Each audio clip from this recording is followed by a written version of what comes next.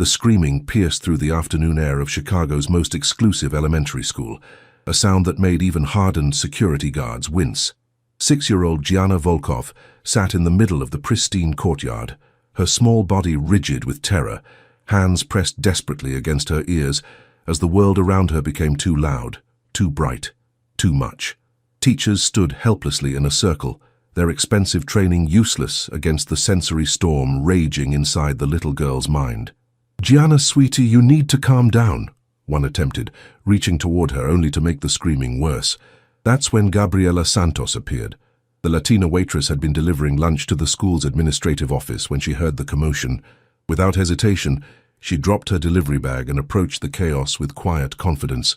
While everyone else talked over the child, Gabriela knelt at a respectful distance and began to whisper in Spanish, her voice barely audible above the child's cries. "Respira conmigo, pequeña. Breathe with me, little one." What happened next would change 3 lives forever. Gabriela Santos had exactly $47 in her checking account and rent due in 3 days. She knew this because she'd checked her phone balance twice during her morning shift at Murphy's Diner, hoping somehow the numbers would magically change. They hadn't. "Table 6 needs their check," barked Tommy, the perpetually sweating manager who seemed to take personal pleasure in making her life miserable. "And the coffee station needs restocking." "Again." "On it," Gabriela replied, tucking a strand of dark hair behind her ear as she grabbed the coffee pot. At 33, she'd been waitressing for 15 years, and her feet knew every crack in Murphy's worn linoleum floors. The diner sat in a struggling neighborhood on Chicago's South Side, where gentrification hadn't yet reached and probably never would. Her phone buzzed with a text from her landlord. "Rent. Tomorrow. No extensions." Gabriela's stomach clenched. She'd been juggling 3 jobs, morning shift at Murphy's, afternoon catering deliveries, and weekend cleaning gigs, but it still wasn't enough. Not in a city where even the worst apartments cost more than she made in a month. "Santos, you're up for the lakefront elementary delivery," Tommy called out, sliding a thermal bag across the stainless steel counter. "Rich kid's lunch. Don't mess it up." Lakefront Elementary. Even the name reeked of money. Gabriela had driven past the exclusive private school before, with its iron gates and manicured gardens, wondering what it must be like to have that kind of security. To never worry about rent or groceries, or whether your car would start in the morning. 20 minutes later, she pulled her battered Honda Civic into the school's visitor parking lot, feeling immediately out of place among the Bentleys and Range Rovers. The delivery was simple, gourmet sandwiches for a teachers' meeting, but as she walked toward the main building, a sound stopped her cold. Screaming. Not the playful shrieks of children at recess, but something raw and desperate that made her chest tighten with recognition.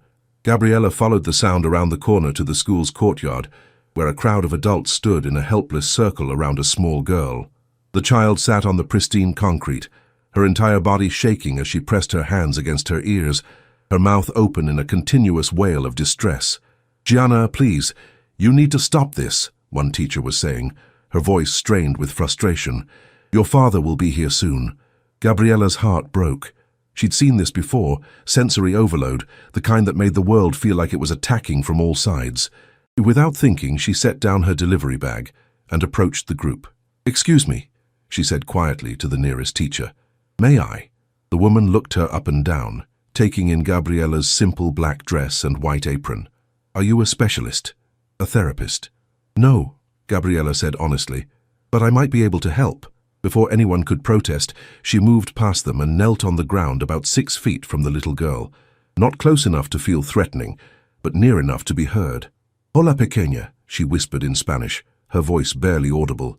"I know it's loud. I know it hurts." The screaming didn't stop, but something shifted in the child's posture. Gabriela began to hum, a soft, rhythmic melody her grandmother had sung to her during her own difficult moments as a child. She didn't approach, didn't try to touch. She simply existed in the space, a calm presence in the storm. "Breathe with me," she continued in English, demonstrating slow, exaggerated breaths, in through your nose, out through your mouth, like blowing out birthday candles. Gradually, impossibly, the screaming began to quiet. The little girl's hands remained over her ears, but her breathing started to match Gabriela's rhythm. "That's it, sweetheart. You're doing so good." The noise can't hurt you. You're safe. It took 15 minutes, but eventually the child's breathing normalized, her body relaxing as the sensory storm passed. The courtyard had gone completely silent, except for Gabriella's gentle voice and the distant sound of traffic. Better? Gabriella asked softly. The little girl nodded, finally looking up. She had the most beautiful dark eyes Gabriella had ever seen, still wet with tears, but no longer filled with terror. My name is Gabriella. What's yours? Jana, the child whispered. That's a beautiful name. Are you feeling a little better now? Another nod. Good. Sometimes the world gets too loud, doesn't it? It's okay. You did nothing wrong. The sound of expensive shoes on concrete made Gabriella look up. A man was striding across the courtyard with the kind of purposeful intensity that made everyone step aside. He was tall, probably in his late 30s, with perfectly styled dark hair and eyes so intense they seemed to see everything at once. His black suit probably cost more than Gabriella made in 3 months, and there was something about the way he moved, controlled, dangerous, like a predator in human clothing. But when he saw his daughter sitting calmly on the ground, his entire demeanor cracked. Gianna? His voice was rough with emotion as he knelt beside Gabriella, his expensive suit forgotten. Baby, are you okay? Daddy!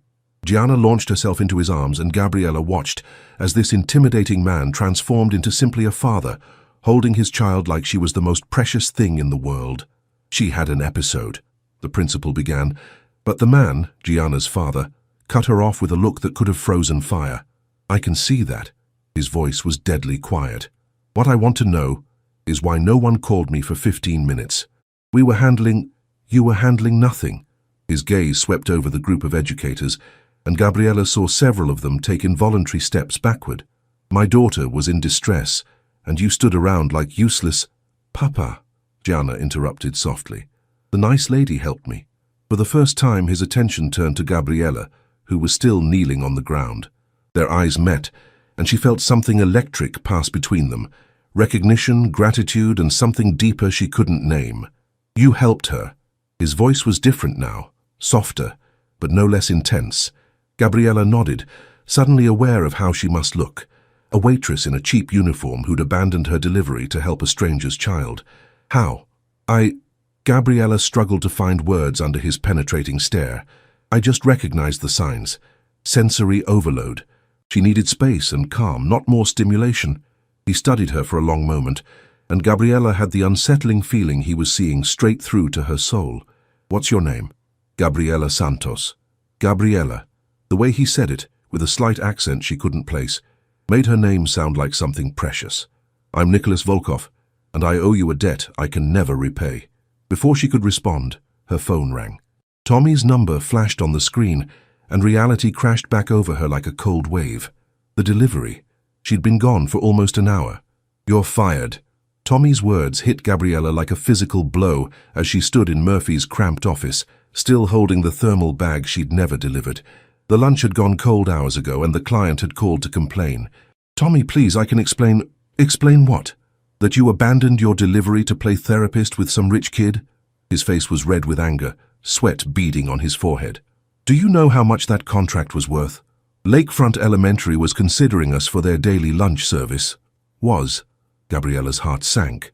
She'd known the moment she knelt beside Gianna that there would be consequences, but seeing that little girl in distress had overridden every practical thought in her head. There was a child having a medical emergency. Not your problem. Tommy slammed his hand on the desk, making her jump. Your problem was delivering sandwiches and getting paid. That's it. But no, you had to play hero. She's autistic, Gabriella said quietly. She was having a sensory overload. The teachers didn't know what to do. And that's supposed to be my problem? You cost me a client, Santos. A big one. He grabbed her final paycheck from his desk drawer and thrust it at her. Clean out your locker. You're done. 30 minutes later, Gabriella sat in her car in Murphy's parking lot, staring at the cardboard box containing her few personal items, a spare apron, some aspirin, a photo of her grandmother. The paycheck in her hands was for 127.43 after taxes. She had 3 days to come up with rent money, and she'd just lost her primary income. Her phone buzzed with another text from her landlord, followed immediately by one from the electric company. Past due notices. Always past due. Gabriella leaned her forehead against the steering wheel and allowed herself exactly 60 seconds to feel sorry for herself. 60 seconds to acknowledge that she was 33 years old, had no savings, no family to call for help, and was probably going to be homeless by the weekend. When the minute was up, she lifted her head and started making a mental list of everyone she could call for work. Maybe Maria at the cleaning company had extra shifts. Maybe the catering place needed weekend help. A knock on her passenger window made her jump. Nicholas Volkov stood beside her car, somehow managing to look elegant, even in a diner parking lot. He'd loosened his tie slightly, and she could see the edge of a tattoo peeking above his collar. Something dark and intricate that seemed at odds with his polished exterior. Gabriella rolled down the window, her heart hammering for reasons she didn't want to examine. "Mr. Volkov, is everything okay? Is Gianna—" "Gianna is fine," he said, his voice carrying that same intensity she remembered from the school. "She's at home with her nanny, asking when she'll see the nice lady again." Despite everything, Gabriella smiled. "She's a special little girl." "She is." He studied her face, those dark eyes, missing nothing. "You lost your job." It wasn't a question. Somehow he already knew. "How did you—" "I make it my business to know things." He glanced at the cardboard box in her passenger seat, and something shifted in his expression. "Because you helped my daughter." Gabriella's cheeks burned with embarrassment. The last thing she wanted was pity from this powerful stranger, no matter how grateful he was. "I would have helped any child in that situation," she said quietly. "I don't need—" "You need a job." The blunt statement hung between them. Gabriella wanted to deny it, to maintain some shred of dignity, but the past due notices on her phone screen made lying impossible. "Yes," she admitted. "I do." Nicholas nodded, as if he'd expected nothing less than honesty. "I have a proposition for you." Something in his tone made her pulse quicken. "What kind of proposition?"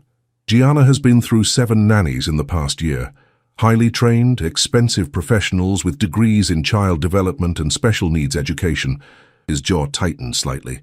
"None of them lasted more than a month. None of them could do what you did in 15 minutes. Gabriella's mouth went dry. "You want me to be her nanny?" "I want you to help her, however that looks." He reached into his jacket and pulled out a business card, heavy, expensive paper with simple black lettering. The salary would be substantial, more than substantial. She took the card with trembling fingers. There was no company name, just his name and a phone number. But written on the back in bold handwriting was a figure that made her gasp. That's per month," she whispered. "Per week." Gabriella stared at the number, certain she was misreading it. The amount was more than she made in 6 months at Murphy's. "Mr. Volkov, I'm not a trained professional. I don't have a degree in—" "You have something better." He leaned closer to the window, and she caught a hint of expensive cologne, mixed with something darker, more dangerous. "You have instinct. And my daughter trusts you. I don't understand. Why would you offer this to a complete stranger?" For a moment his carefully controlled mask slipped, and she saw something raw underneath. Desperation, love, fear. "Because I'm failing her," he said quietly. "Every day I watch my daughter struggle in a world that doesn't understand her, and I can't fix it. I can buy her the best schools, the best doctors, the best everything, but I can't give her what she needs most." "What's that?" "Someone who sees her, really sees her the way you did today." His voice was rough with emotion. "You didn't see a problem to be solved or a tantrum to be stopped. You saw a little girl who was scared and overwhelmed, and you met her where she was." Gabriella's throat tightened. She thought of Gianna's tear-stained face, the way the little girl had looked at her with such trust. "There are things you should know about me," Nicholas continued, his voice dropping lower. "Things that might make you reconsider." "What kind of things?" He was quiet for a long moment, studying her face. "I'm not a businessman, Gabriella, not in the traditional sense." Something in his tone made her skin prickle with awareness. She thought of the way the teachers had stepped back from him, the deference in their voices, the expensive suit, and the way he carried himself like someone accustomed to absolute authority. "What are you, then?" "Someone who operates outside the law." His eyes never left hers. "Someone dangerous." The smart thing would be to thank him politely and drive away, to find another waitressing job and struggle through like she always had. The safe thing. But then she thought of her empty bank account, the eviction notice that would come if she couldn't make rent, and the image of Gianna's face when she'd finally stopped crying. How dangerous. she heard herself ask. A slow smile spread across his face, transforming his features from merely handsome to devastatingly attractive. Very. The Volkov estate sat behind iron gates in Lincoln Park, a neighborhood where Gabriella had only ever driven through on her way to cleaning jobs. As her Honda Civic crunched up the circular driveway, she felt like an imposter approaching a palace. The house was a modern masterpiece of glass and steel, all clean lines and expensive minimalism. Through the floor-to-ceiling windows, she could see artwork that probably cost more than most people's houses. It had been 3 days since Nicholas's offer in the parking lot, 3 days of sleepless nights, weighing the risks against her desperate circumstances. In the end, her empty refrigerator and the final notice from her landlord had made the decision for her. Nicholas opened the door before she could knock, as if he'd been watching for her arrival. He'd traded his business suit for dark jeans and a white dress shirt, with the sleeves rolled up, the top 4 buttons undone in a way that seemed casually elegant, but probably cost a fortune to achieve. The tattoo on his neck was more visible now, an intricate wolf design that spoke of danger and loyalty. "You came," he said, and she heard relief in his voice. "I said I would. People say many things." His dark eyes searched her face. Not all of them follow through. Before she could respond, a small voice called out from somewhere in the house. "Papa, is it the nice lady?" "Yes, little wolf. It's Gabriella." Gianna appeared at the top of a sweeping staircase, wearing a yellow sundress and clutching a stuffed elephant. She looked so different from the distressed child Gabriella had met at school, calmer, happier, but still carrying that watchful quality that spoke of a mind that processed the world differently. "Hi, Gianna," Gabriella called up to her. "I love your elephant. His name is Peanut. He helps when things get too loud." Gianna started down the stairs, then stopped halfway. "Are you going to stay?" The question hit Gabriella harder than she'd expected. "Would you like me to stay?" "Yes. The other ladies always left when I got upset. They said I was too difficult." Gabriella's heart clenched. She glanced at Nicholas and saw his jaw tighten, a flash of something dangerous crossing his features. "Well, I think you're perfect exactly as you are," Gabriella said firmly. "And I don't leave when things get difficult." Gianna smiled, the first real smile Gabriella had seen from her, and bounded down the rest of the stairs. "Would you like to see my room? It has special lights that don't hurt my eyes." "I'd love to see it." As they headed upstairs, Gabriella felt Nicholas following behind them, his presence both protective and somehow predatory. The house was even more impressive inside. Original artwork, furniture that looked like it belonged in a museum, and technology seamlessly integrated into every surface. Gianna's room was a revelation. Instead of the pink princess theme Gabriella might have expected, it was designed like a sensory haven. Soft adjustable lighting, textured walls for tactile stimulation, noise-cancelling headphones hanging on a special hook, and a reading nook with weighted blankets. "This is incredible," Gabriella breathed, running her hand along a wall panel that lit up with gentle patterns at her touch. "Papa had it made special for me," Gianna said proudly, "because my brain works different than other kids." "Different can be wonderful," Gabriella said, sitting cross-legged on the soft carpet. "Can you tell me what helps you when you're feeling overwhelmed?" For the next hour, Gianna showed her around the room, explaining each feature with the serious intensity of a much older child. She demonstrated her noise-cancelling headphones, her collection of fidget toys, and her favorite weighted stuffed animals.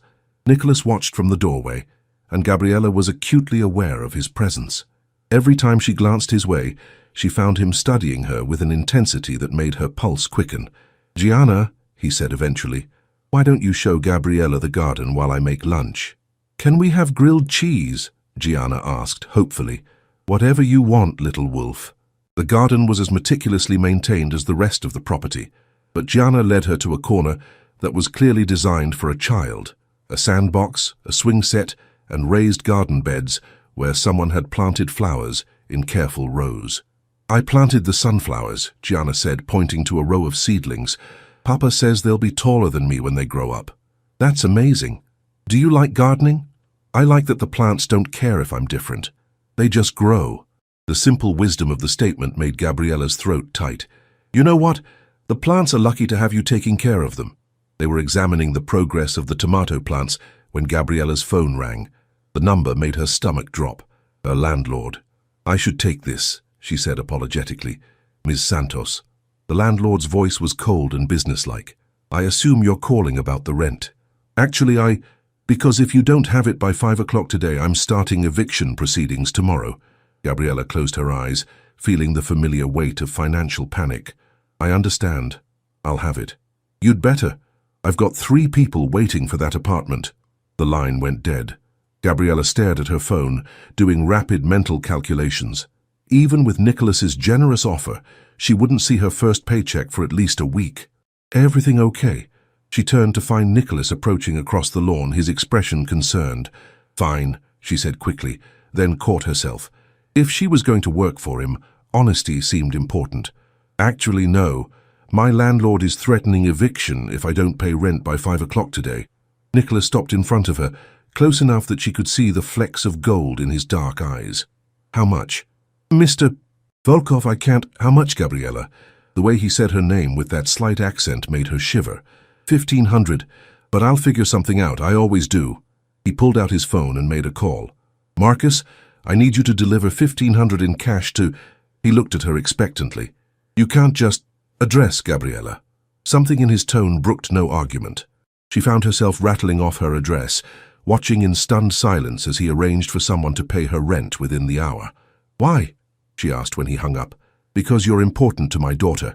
That makes you important to me."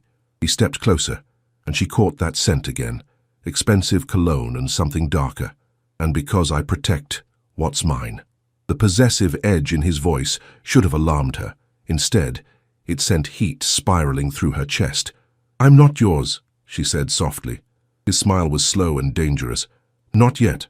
Before she could process that statement, Gianna came running over with a butterfly cupped gently in her hands. "Look, he landed on me. Papa, can Gabriella stay for dinner, please?"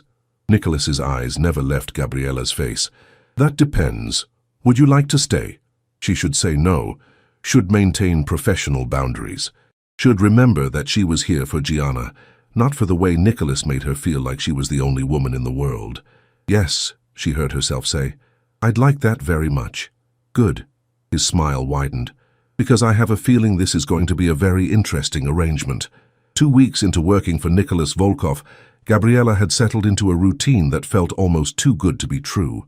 Mornings with Gianna in the garden, afternoons helping with homework and sensory breaks, evenings reading stories before bed.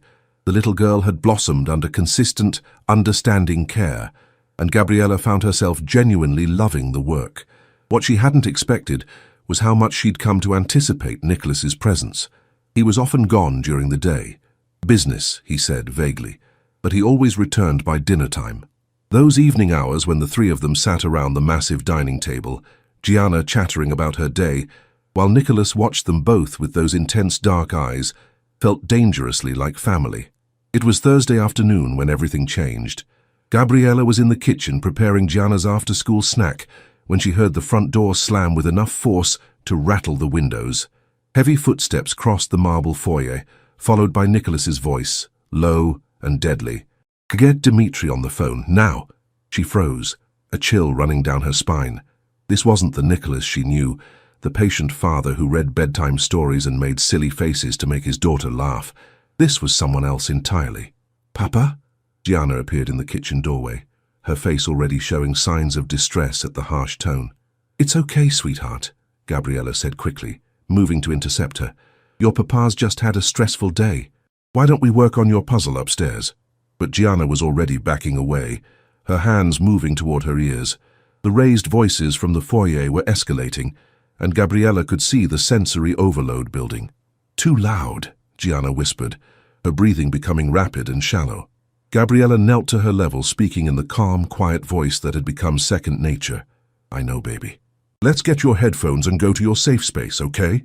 She guided Gianna toward the stairs, but before they could reach them, Nicholas appeared in the hallway. His face was a mask of cold fury, his phone pressed to his ear. "I don't care what it takes," he was saying, his voice carrying the kind of authority that made grown men tremble. "Find him, and when you do, make sure he understands the consequences of crossing me." Gianna whimpered, and the sound cut through Nicholas's conversation like a knife. He looked up, saw his daughter's distress, and his entire demeanor shifted. "I'll call you back," he said into the phone, ending the call immediately. "Gianna, I'm sorry." "No!" Gianna's voice was rising toward panic. Too loud, too angry. She bolted up the stairs, and Gabriella started to follow, but Nicholas caught her arm. "Let me," he said, his voice rough with guilt. "She needs calm right now," Gabriella said gently. "Maybe I should—" "She's my daughter." The words came out harsher than he'd intended, and Gabriella saw him immediately regret it. "I'm sorry. I didn't mean to snap at you. It's okay. But Nicholas, she's already overwhelmed. If you're still upset, I'm fine." But his jaw was tight, his hands clenched into fists. Gabriella studied his face, seeing the war between his anger at whatever had happened and his love for his daughter. "What happened today?" "Nothing that concerns you." The dismissal stung, but she pressed on. "If it affects Gianna, it concerns me." For a moment, she thought he might actually tell her. Then his expression shuttered, and she was looking at a stranger again. "Your job is to take care of my daughter, not ask questions about my business." The words hit her like a slap. After 2 weeks of feeling like part of the family, the reminder of her place was brutal. "You're right," she said quietly. "I'll go check on Gianna."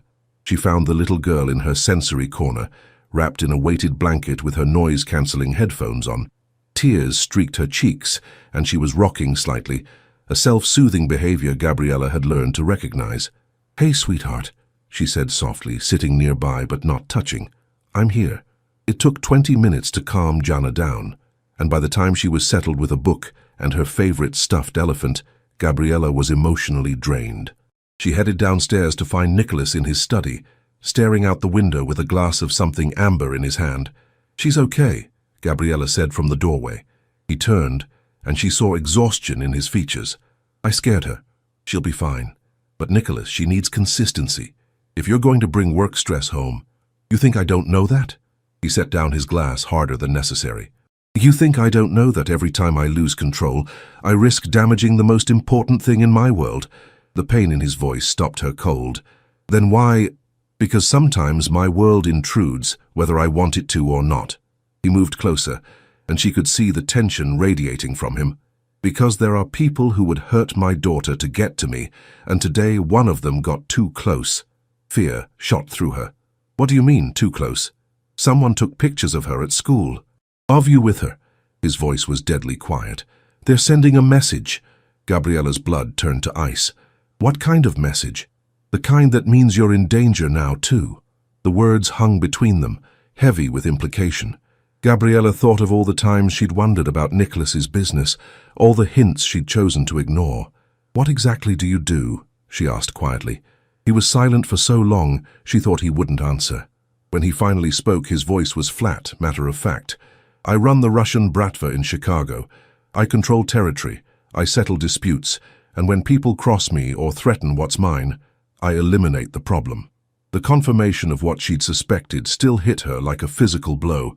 "You're telling me you kill people, when necessary, and now someone's threatening Gianna because of it?" "Yes." Gabriella sank into a chair, her mind reeling. "I should leave. If being here puts her in more danger." "No."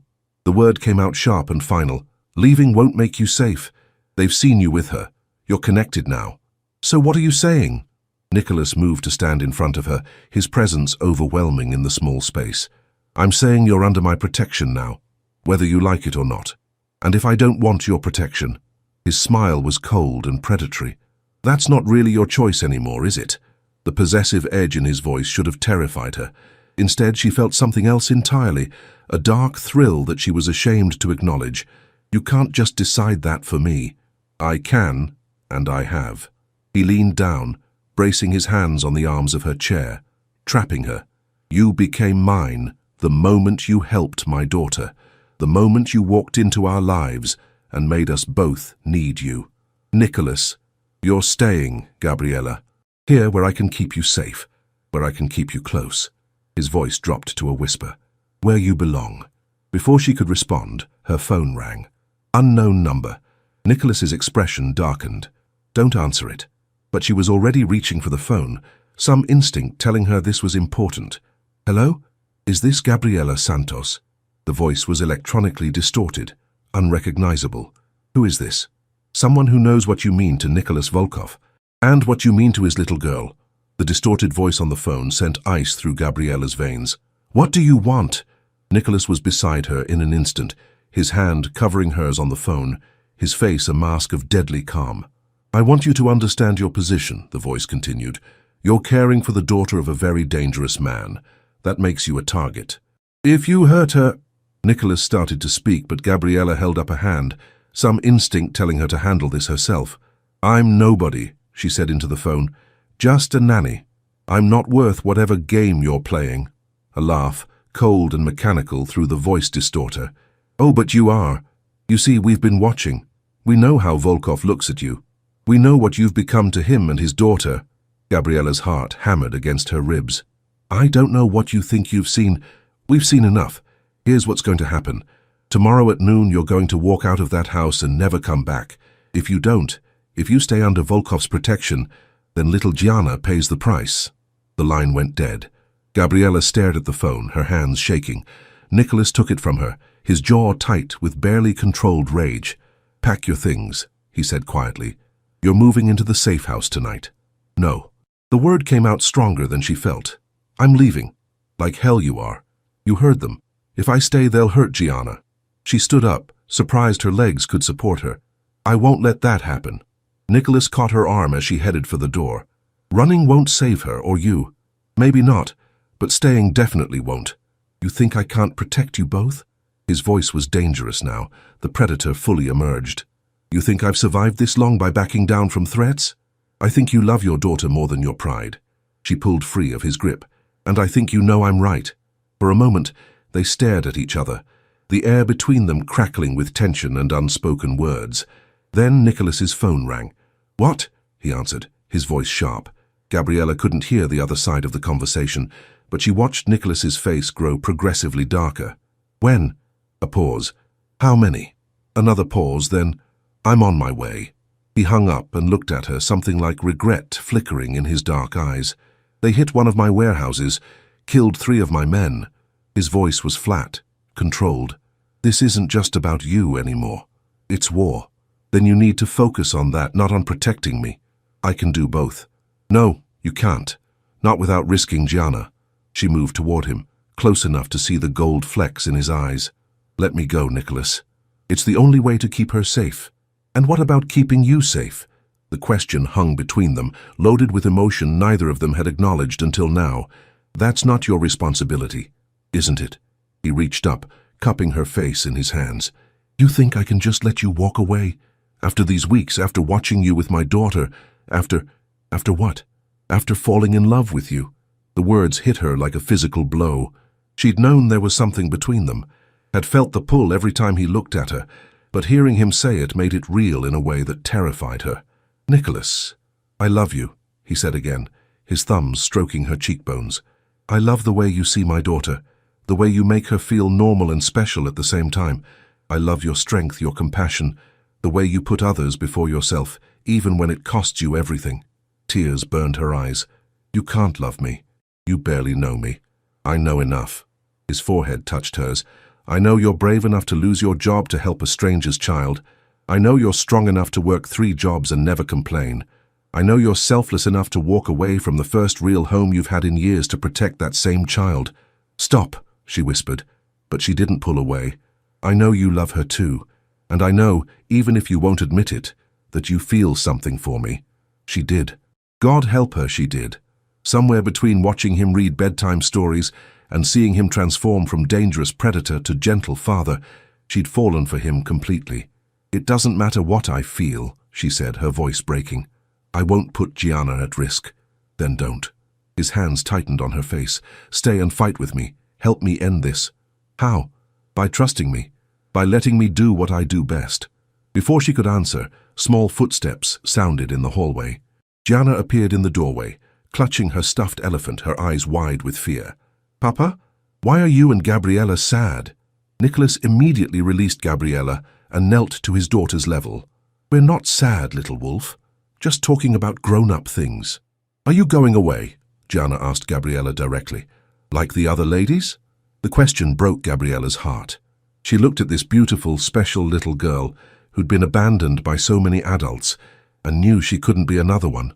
"No, sweetheart," she heard herself say. "I'm not going anywhere." Nicholas's eyes met hers over Gianna's head, gratitude and something deeper shining in them. "Promise?" Gianna asked. Gabriella knelt beside Nicholas, taking the little girl's hands in hers. "I promise, but I need you to promise me something too." "What?" "If anything scary happens, if anyone tells you to go somewhere or do something and your papa or I aren't there, you run and hide in your safe space until we come for you. Can you do that?" Gianna nodded solemnly. "Are bad people trying to hurt us?" "Some people might try," Nicholas said gently, "but Papa won't let them. And neither will Gabriella." After they'd tucked Gianna into bed with extra stories and reassurances, Nicholas and Gabriella stood in the hallway, the weight of their situation settling around them. "I meant what I said," Gabriella said quietly. "I'm not leaving her, but I'm terrified." "Good." Nicholas pulled her against him, and she let herself sink into his strength. "Fear keeps you alive, but so does trust." "I trust you," she whispered against his chest. "Then trust this." He tilted her chin up, his eyes burning into hers. "You belong to me now, Gabriela Santos, and I protect what's mine." Before she could respond, he kissed her, deep, possessive, full of promise and threat in equal measure. When they broke apart, she was breathless. "Tomorrow we end this," he said against her lips, "and then I'm going to show you exactly what it means to be mine." 2 years later, Gabriella stood in the garden, watching Gianna chase butterflies between the now towering sunflowers. At 8, the little girl had grown into her confidence, her autism no longer a source of struggle, but simply part of who she was, brilliant, creative, and deeply loved. The adoption papers came through. She turned to find Nicholas approaching, a folder in his hands, and a smile on his face that still made her heart skip. "Really?" She took the papers with trembling hands, scanning the official language that made what had been true in her heart for months now legal. Gianna was officially her daughter too. "Really?" Nicholas wrapped his arms around her from behind, his chin resting on her shoulder. "Though she's been calling you Mama for months anyway." It was true. The transition had been so natural that Gabriella couldn't pinpoint when it had happened, when Gabriella had become Mama, and when this house had become home.